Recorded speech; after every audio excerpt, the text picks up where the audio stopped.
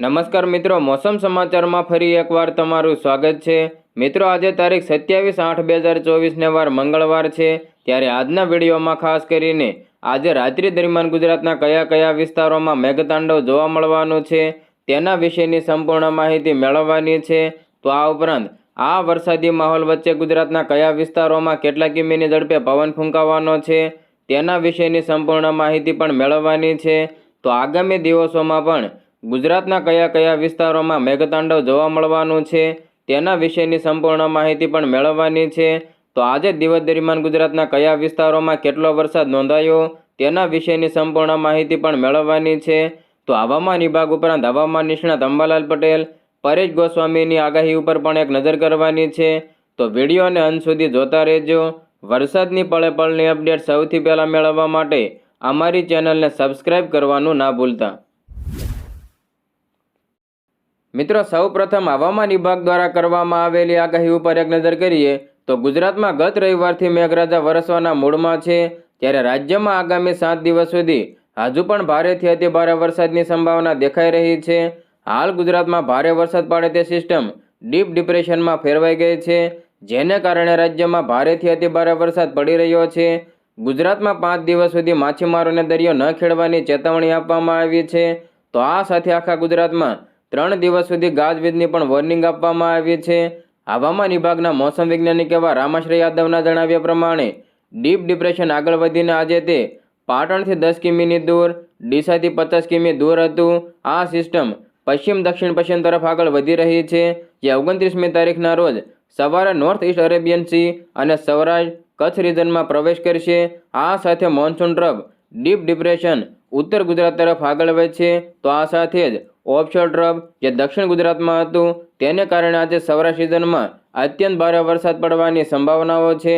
રામાશ્રય યાદવના જણાવ્યા પ્રમાણે આજે સૌરાષ્ટ્રના તમામ જિલ્લાઓ તથા ખેડા, અમદાવાદ, આણંદ અને પંચમહાલના વિસ્તારો, દાહોદ, મહીસાગર, વડોદરા, છોટાઉદેપુર, ભરૂચ અને સુરતના વિસ્તારો, ડાંગ, નવસારી, વલસાડ, દમણ અને દાદરાનગર હવેલીમાં અત્યંત ભારે વરસાદ પડવાની સંભાવનાઓ છે।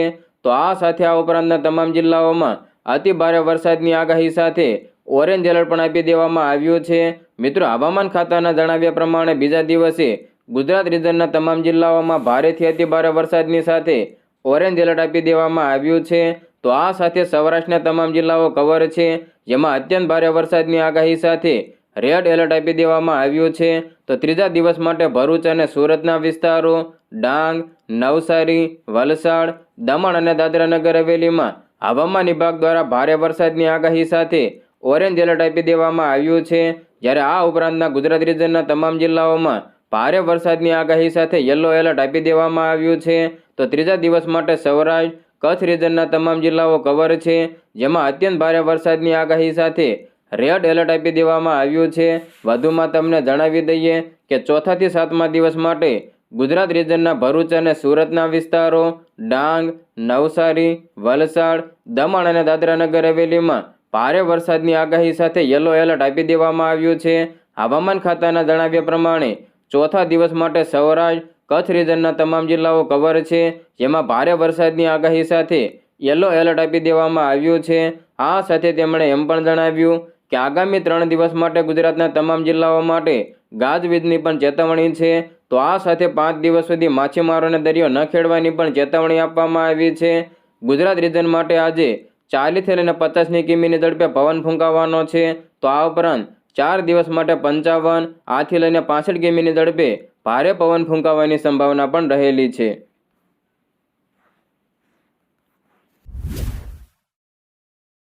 હવે મિત્રો, આગળ વાત કરીએ તો ગુજરાતમાં ઠેક ઠેકાણે ધોધમાર વરસાદ થતાં કેટલાક વિસ્તારો જળમગ્ન બન્યા છે। આવામાં આગામી દિવસોમાં વરસાદની સ્થિતિ કેવી રહી શકે છે તે અંગે જાણીતા હવામાન નિષ્ણાત એવા અંબાલાલ પટેલ દ્વારા ફરી એકવાર આગાહી કરવામાં આવી છે। અંબાલાલ પટેલે ગુજરાતમાં વરસાદનું જોર યથાવત રહેવાની સંભાવના દર્શાવી છે। વરસાદની સ્થિતિ અંગે કરીને ઉત્તર ગુજરાતમાં ભારે વરસાદની આગાહી તેમણે જણાવી છે। તો કેટલાક વિસ્તારોમાં પાણી ભરાવાની સમસ્યાઓ પણ વધવાની સંભાવના તેમણે જણાવી છે। અંબાલાલ પટેલ ઓગસ્ટના અંતમાં વરસાદ કેવો રહેશે તે અંગે વાત કરીને જણાવે છે કે વરસાદની સ્થિતિ 28 તારીખ સુધી યથાવત રહેવાની શક્યતાઓ છે। ત્યાર પછી 30મી તારીખ સુધીમાં ઝાપટા જોવા મળશે આ ઉપરાંત ગુજરાતમાં જોર વધવાની સંભાવના પણ રહેલી છે. મધ્ય ગુજરાતમાં પણ એવી સ્થિતિ રહેશે. ઉત્તર ગુજરાતના ભાગો વરસાદના કારણે જળમગ્ન બની શકે છે. આમ અંબાલાલ પટેલે હજુ ગુજરાતમાં વરસાદની સ્થિતિ યથાવત રહેવાની શક્યતા દર્શાવી છે. ઉત્તર ગુજરાતના ભાગોનું વરસાદના જોર વધવાથી સ્થિતિ કપરી બનવાની શક્યતા તેમણે જણાવી છે. તો પંચમહાલના કેટલાક ભાગોમાં પણ ભારે વરસાદ પડવાની સંભાવના તેમણે જણાવી છે. જોકે તેમણે આગામી સમયમાં વરસાદનું જોર ઘટવાની સંભાવના વ્યક્ત કરીને જણાવ્યું કે પાણી ભરાવાની સમસ્યાઓને કારણે લોકોએ કાળજી રાખવી પડશે. ઉત્તર ગુજરાત, મધ્ય ગુજરાત, દક્ષિણ ગુજરાત અને સૌરાષ્ટ્રમાં પણ વરસાદની સ્થિતિ યથાવત રહેવાની સંભાવનાઓ છે. ગુજરાતમાં ભારે વરસાદને કારણે વડોદરા, રાજકોટ, મોરબી, જામનગર, અમદાવાદ સહિતના ભાગોમાં ભારે વરસાદ બાદ રસ્તા જળમગ્ન બની ગયા છે. આવામાં કેટલાક વિસ્તારોમાં ઘરની અંદર પણ વરસાદી પાણી ઘૂસી ગયા છે.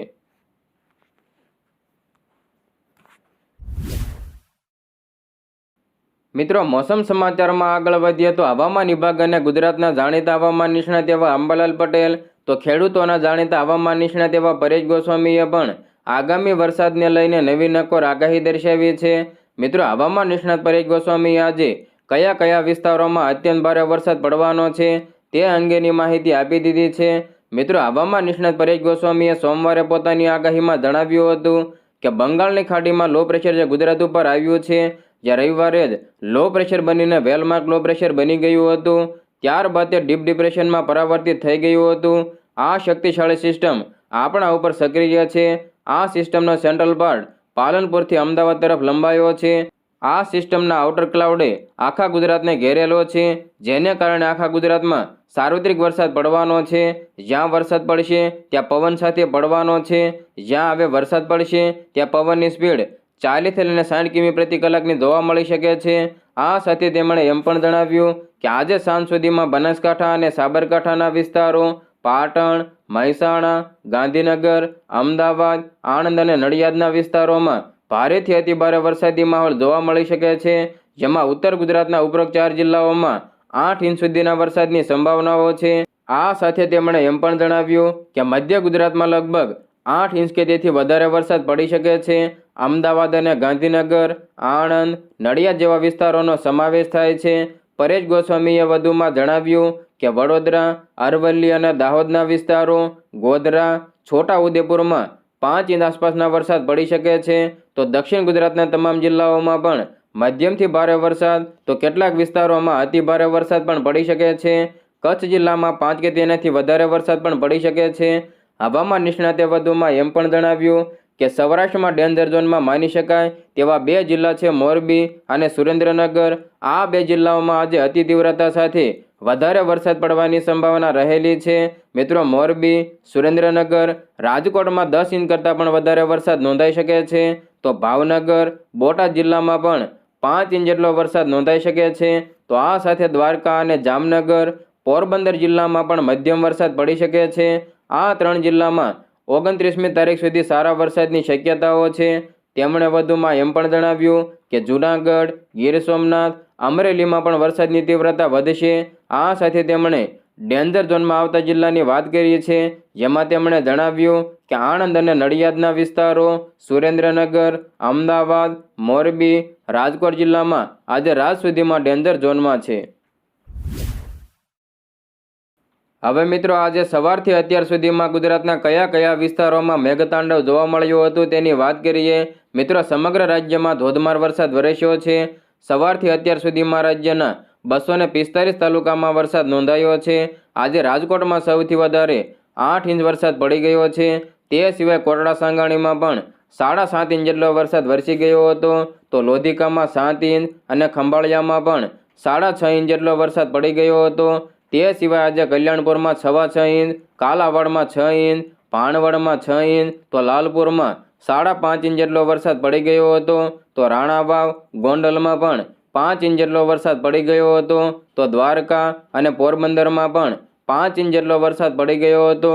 તો જામનગર, જામજોધપુરમાં 5 ઇંચ જેટલો વરસાદ પડી ગયો હતો.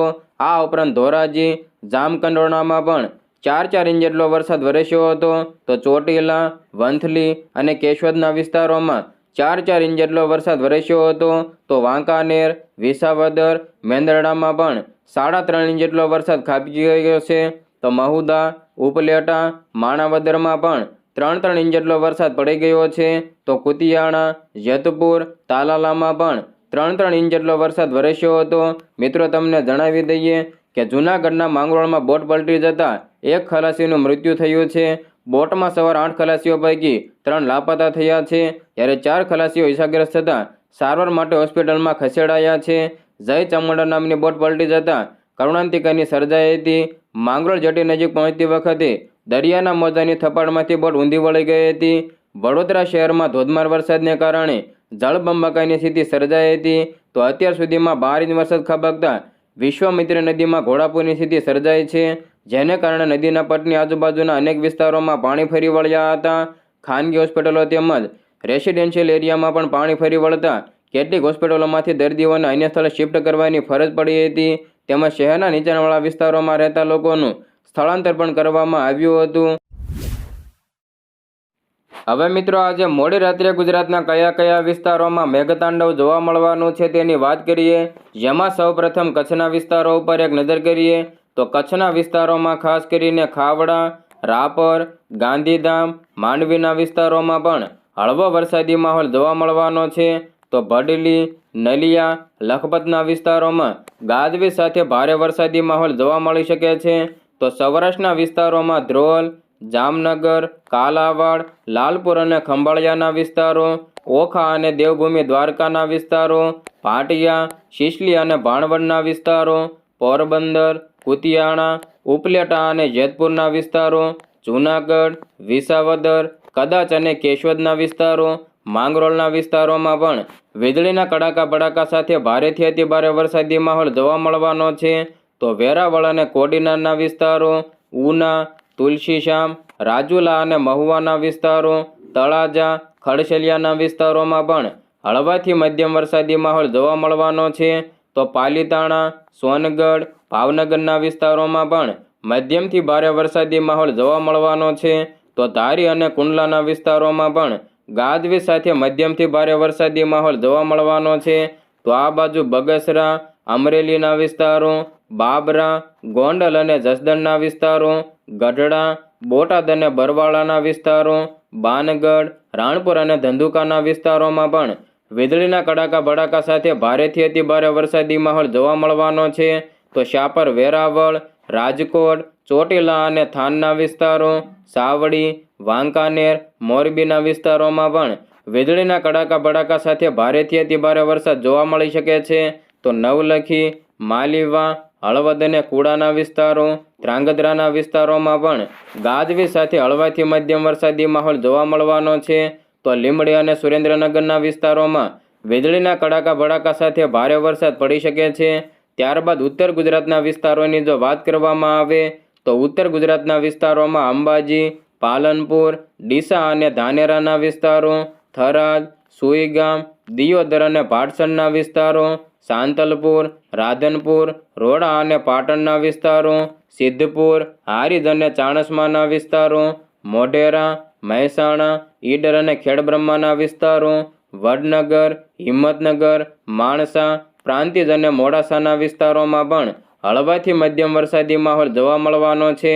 તો મધ્ય ગુજરાતના વિસ્તારોમાં ગાંધીનગર, કડી અને દસાડાના વિસ્તારો, વિરમગામ, નળ સરોવર, ધોળકા, મહેમદાવાદના વિસ્તારો, કપડવંત, બાયડ, લુણાવાડા અને બાલાસિનોરના વિસ્તારો, ડાકોર, ગોધરા અને પીપલોદના વિસ્તારો. તો આ બાજુ ચાંપાનેર, છોટાઉદેપુર, બોડેલીના છૂટાછવાયા વિસ્તારો, વડોદરા, આણંદ અને તારાપુરના વિસ્તારો, બોરસદ અને ખંભાતના વિસ્તારો, જંબુસર, કરજણ, શિનોરના વિસ્તારોમાં પણ હળવાથી મધ્યમ વરસાદી માહોલ જોવા મળવાનો છે. તો આ વિસ્તારોમાં ખાસ કરીને ડાકોરના વિસ્તારો, બાલાસિનોર, આણંદ અને તારાપુરના વિસ્તારો, બોરસદ, ખંભાતના વિસ્તારોમાં ગાજવીજ સાથે ભારે વરસાદી માહોલ પણ જોવા મળી શકે છે. તો દક્ષિણના વિસ્તારોમાં ભરૂચ અને દહેજના વિસ્તારો, કોસંબા, વાંકલ, ડેડિયાપાડાના અમુક વિસ્તારો, સુરત, બારડોલી અને વ્યારાના વિસ્તારો, નવસારી, બિલીમોરા, વાપી અને વલસાડના વિસ્તારોમાં પણ હળવો વરસાદી માહોલ જોવા મળવાની શક્યતા રહેલી છે. હવે મિત્રો 28 તારીખે ગુજરાતના કયા કયા વિસ્તારોમાં રીતસરનું મેઘતાંડવ જોવા મળવાનું છે તેની વાત કરીએ. જેમાં સૌપ્રથમ કચ્છના વિસ્તારો ઉપર એક નજર કરીએ તો કચ્છના વિસ્તારોમાં ખાવડા, રાપર, ગાંધીધામ, માંડવી અને નલિયાના વિસ્તારો, ભડલી, લખપતના વિસ્તારોમાં પણ મધ્યમથી ભારે વરસાદી માહોલ જોવા મળવાનો છે. તો સૌરાષ્ટ્રના વિસ્તારોમાં ધ્રોલ, જામનગર, કાલાવાડ અને લાલપુરના વિસ્તારો, ખંભાળિયા, ઓખા અને દેવભૂમિ દ્વારકાના વિસ્તારો, પાટિયા, શીશલી અને ભાણવડના વિસ્તારો, પોરબંદર, કુતિયાણા, ઉપલેટાના વિસ્તારો, કદાચ અને કેશોદના વિસ્તારો, માંગરોળ, વેરાવળ, કોડીનાર, ઉના અને તુલસીશ્યામના વિસ્તારોમાં પણ મધ્યમથી ભારે વરસાદી માહોલ જોવા મળવાનો છે. તો આ બાજુ વિસાવદર, જૂનાગઢ, જેતપુર અને ઉપલેટાના વિસ્તારોમાં વીજળીના કડાકા ભડાકા સાથે ભારેથી અતિ ભારે વરસાદ જોવા મળી શકે છે. તો આ બાજુ રાજુલા અને મહુવાના વિસ્તારો, તળાજા, પાલીતાણા, ખડસલિયા, સોનગઢ અને ભાવનગરના વિસ્તારોમાં કડાકા ભડાકા સાથે મધ્યમથી ભારે વરસાદી માહોલ જોવા મળવાનો છે. તો ધારી અને કુંડલાના વિસ્તારો, બગસરા, અમરેલી, બાબરાના વિસ્તારો, ગોંડલ અને જસદણના વિસ્તારો, ગઢડા, બોટાદ અને બરવાળાના વિસ્તારો, બાનગઢ, રાણપુર અને ધંધુકાના વિસ્તારોમાં પણ ગાજવીજ સાથે ભારેથી અતિ ભારે વરસાદ જોવા મળવાનો છે. મિત્રો આ વિસ્તારોમાં ગોંડલ, જેતપુર, જૂનાગઢ, બગસરા, અમરેલી અને બાબરાના વિસ્તારો, તો ગઢડા અને બોટાદના વિસ્તારોમાં રીતસરનું મેઘતાંડવ જોવા મળી શકે છે. તો આ બાજુ શાપર, વેરાવળ, રાજકોટ, ચોટીલા અને થાનના વિસ્તારો, લીંબડી અને સુરેન્દ્રનગરના વિસ્તારો, રાણપુર અને ધંધુકાના વિસ્તારો, સાવડી, વાંકાનેર, મોરબી અને નવલખીના વિસ્તારો, માલીવા, કુડા અને ધ્રાંગધ્રાના વિસ્તારોમાં પણ મધ્યમથી ભારે વરસાદી માહોલ જોવા મળવાનો છે. ત્યારબાદ ઉત્તર ગુજરાતના વિસ્તારોની જો વાત કરવામાં આવે તો ઉત્તર ગુજરાતના વિસ્તારોમાં અંબાજી, પાલનપુર, ડીસા અને ધાનેરાના વિસ્તારો, થરાદ, સુઈગામ, દિયોદર અને ભાટસણના વિસ્તારો, સાંતલપુર, રાધનપુર, રોડા અને પાટણના વિસ્તારો, સિદ્ધપુર, હારીજ અને ચાણસ્માના વિસ્તારો, મોઢેરા, મહેસાણા, વડનગર, ઈડર અને ખેડબ્રહ્માના વિસ્તારો, હિંમતનગર, માણસા, પ્રાંતિજ અને મોડાસાના વિસ્તારોમાં પણ હળવો વરસાદી માહોલ જોવા મળવાનો છે. તો મધ્ય ગુજરાતના વિસ્તારોમાં ગાંધીનગર, કડી, વિરમગામના વિસ્તારો, અમદાવાદ, નળ સરોવર, ધોળકા અને મહેમદાવાદના વિસ્તારો, કપડવંત, બાયડ, બાલાસિનોર, લુણાવાડાના વિસ્તારો, આ બાજુ ગોધરા અને પીપલોદના વિસ્તારો, છોટાઉદેપુર, ક્વાંટ, બોડેલી અને ચાંપાનેરના વિસ્તારો, આણંદ અને તારાપુરના વિસ્તારો, બોરસદ, ખંભાત, વડોદરા અને ડભોઈના વિસ્તારો, જંબુસર, કરજણ, શિનોરના વિસ્તારોમાં પણ હળવો વરસાદી માહોલ જોવા મળવાનો છે. તો દક્ષિણના વિસ્તારોમાં ભરૂચ અને દહેજના વિસ્તારો, ડેડિયાપાડા, ઉમરપાડા, વાંકલ અને કોસંબાના વિસ્તારો, સુરત, બારડોલી અને વ્યારાના વિસ્તારો, નવસારી, બીલીમોરા, વાપી અને વલસાડના વિસ્તારો, બાવઠન, અંબોસી, વાંસદા, આહવા અને સાપુતારાના વિસ્તારોમાં પણ હળવો વરસાદી માહોલ જોવા મળવાનો છે.